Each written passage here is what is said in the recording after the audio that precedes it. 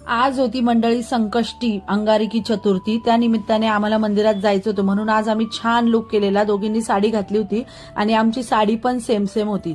सर्वप्रथम आम्ही शंकराच्या मंदिरात गेलो, हर हर महादेव हर हर महादेव। तिथे जाऊन आम्ही शंकराला पाणी वाहिलं, आईंनी मी सोबत पूजा केली। आज पूजा करत असताना खूप समाधान वाटलं। असे मुलांची परीक्षा चालू होती, देवाला एकच प्रार्थना केली की मुलांचे पेपर छान जाऊ दे। असंही एका आईला काय पाहिजे असतं की आपले मुलं सुखी राहिले पाहिजे, आपला परिवार समाधानी राहिला पाहिजे आणि सर्वांची आरोग्य अगदी छान असले पाहिजे, असंच एका आईची आणि सासूबाईंची इच्छा असते। ठीक आहे, तर तिथून मग आम्ही गेलो गणपती बाप्पाच्या मंदिरात। तिथे खूप मोठी लाईन होती। तिथून आम्ही गणपती बाप्पाच्या मंदिरात जाण्यासाठी खूप मोठी लाईन होती, पण आम्हाला दर्शन घ्यायचेच होते। फुलं आणि दुर्वा घेतले आम्ही गणपती बाप्पासाठी आणि लाईन मध्ये उभं राहिलो। पण बाप्पाचे दर्शन घेण्याची ओढ मात्र खूप होती, त्याच्यामुळे आम्हाला गर्दी असली तरी दर्शन तर बाप्पाचे घडवायचेच होते आम्हाला, त्यासाठी आम्ही लाईन मध्ये उभं राहिलो।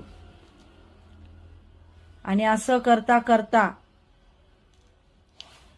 लाईन मध्ये उभं राहता राहता आम्ही शेवटी मंदिरात पोहोचण्याच्याच मार्गावर आईंना तिथे उंदीर मामा दिसले। तिथे आईंनी उंदीर मामाच्या कानामध्ये काय मागितले असेल तर फक्त परिवाराचे सुखच मागितले असेल। फायनली आम्ही गणपती बाप्पाच्या मंदिरात पोहोचलो। गणपती बाप्पा मोरया। तिथून घरी आल्यानंतर साबुदाणा वडे फराळासाठी केले होते आईंनी। हे बघा, हे माझं नशीब असं चांगलं आहे की मला आयतं मायतं सासूबाई फराळ आणून देतात। खूप सुंदर असे साबुदाणा वडे केले होते। तुम्ही काय केलं मंडळी आज फराळ? कमेंट करून सांगा मला, फराळात काय केलं ते। आणि तिथून मग संध्याकाळी आम्ही मोदक केले होते बाप्पाला नैवेद्यासाठी। तुम्ही मोदक कसे केले आज? उकडीचे केले की तळणीचे केले? नक्की कमेंट करून सांगा मंडळी। भेटूया पुढच्या व्हिडिओमध्ये।